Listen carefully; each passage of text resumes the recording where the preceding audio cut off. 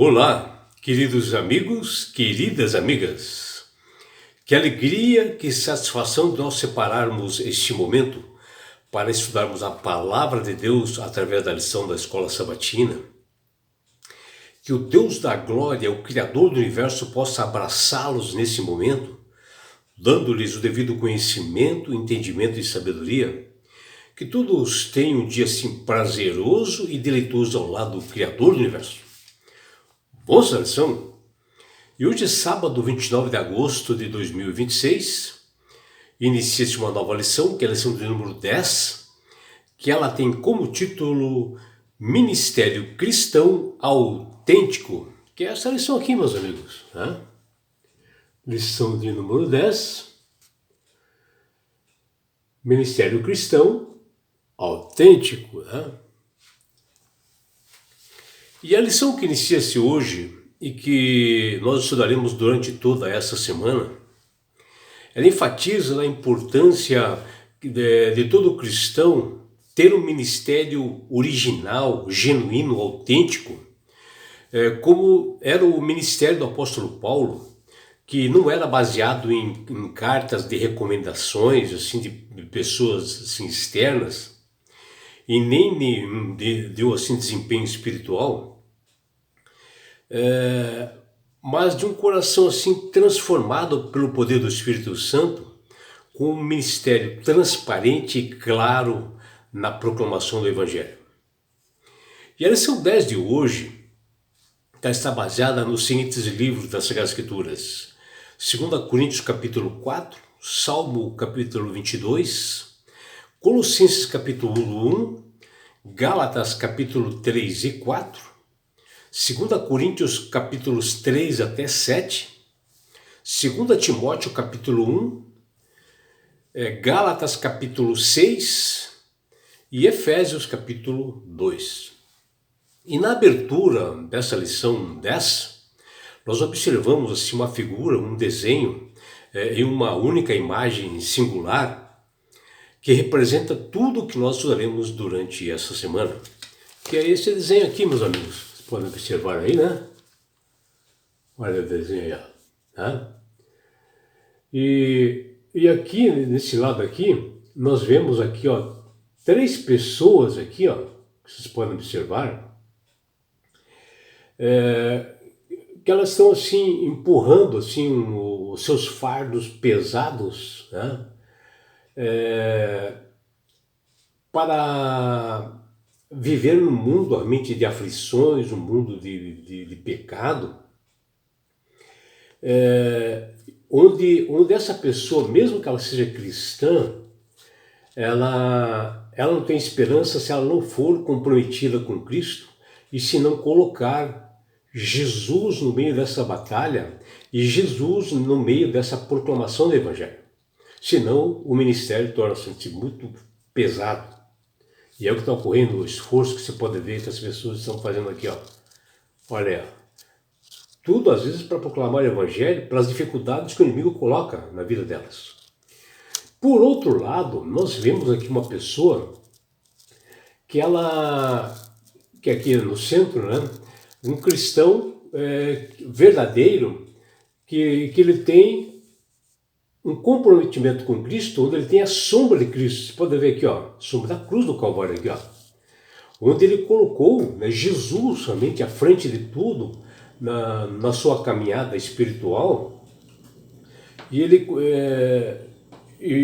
que realmente a vida dela foi baseada na conduta desse Cristo, que deu uma esperança, deu promessa a cada cristão proclamar o Evangelho, para que o Evangelho alcance pessoas, e ele acaba chegando ao final, né, agradecido, né, a Jesus por essa caminhada, né, de esperança, de promessas cumpridas em Cristo. E aqui no final nós vemos, né, que esse cristão, ele procurou as digitais de Cristo, né? Ele procurou realmente seguir refletindo o amor, a bondade, a compaixão e um estilo de vida de Cristo, o modo de agir. Ele foi agradecido e se ajoelha ao seu Senhor por essa vitória. E é isto que Jesus espera de cada um de nós, né? Que nós tenhamos um ministério autêntico, né? Uma pessoa autêntica na proclamação do Evangelho, com as digitais assim, físicas, semelhantes à de Jesus, nos preparando realmente para a eternidade e preparando e salvando pessoas para o reino dos céus. E é isso que Deus espera de cada um de nós.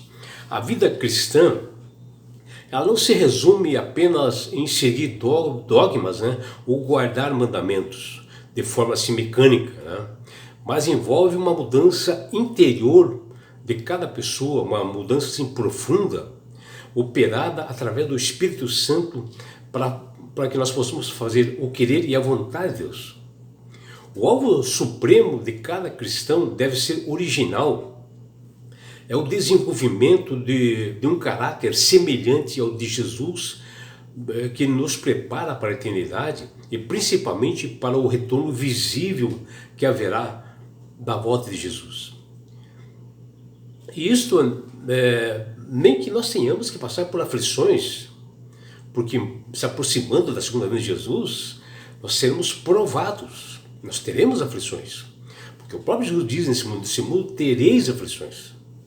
E pensando nisto, o coordenador da lição da escola sabatina desse trimestre, chamado de Adenilton Tavares de Aguiar, ele é um PhD em teologia, que ele elaborou essa lição do trimestre, e na lição dessa semana, ele colocou o seguinte verso para memorizar para a nossa reflexão, que nos diz, preste atenção no que diz o apóstolo Paulo em 2 Coríntios capítulo 4, versículo 8 a 10, que é esse verso para memorizar, que nos diz: em tudo somos atribulados, porém não angustiados. Ficamos perplexos, porém não desanimados. Somos perseguidos, porém não abandonados. Somos derrubados, porém não destruídos. Levamos sempre no corpo o morrer de Jesus, para que também a vida dele se manifeste em nosso corpo.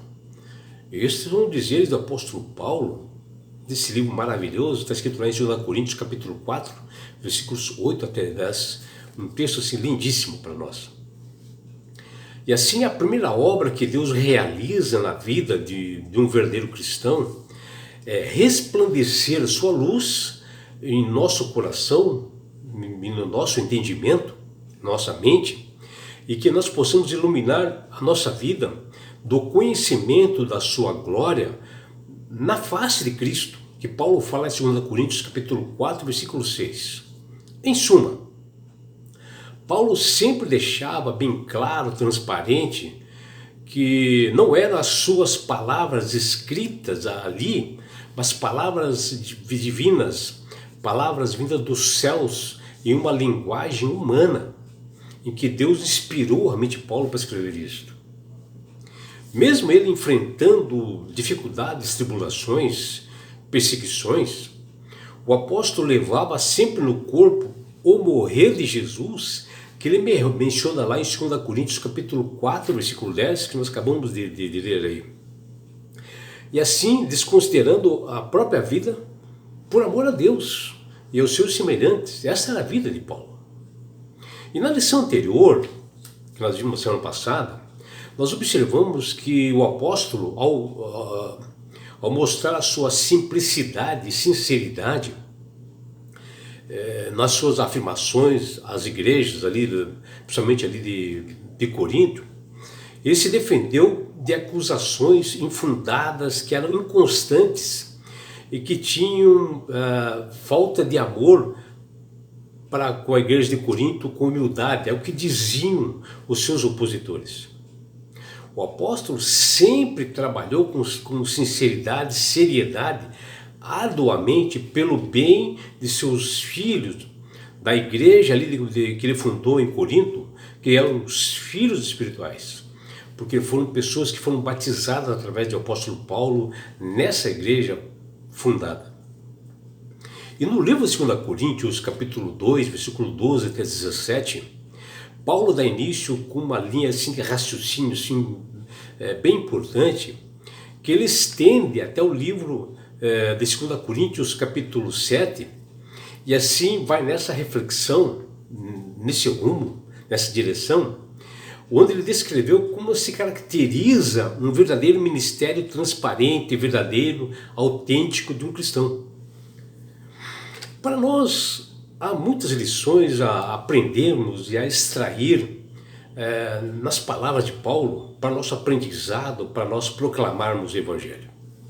E nessa semana, nós nos aprofundaremos assim, em estudos diários, numa lição assim, maravilhosa, que é essa lição, que está lá no livro de Paulo, de 2 Coríntios, capítulo 3 até 7, que nós discorreremos assim durante a semana, onde apresenta o ministério de Paulo de alcançar pessoas para Cristo.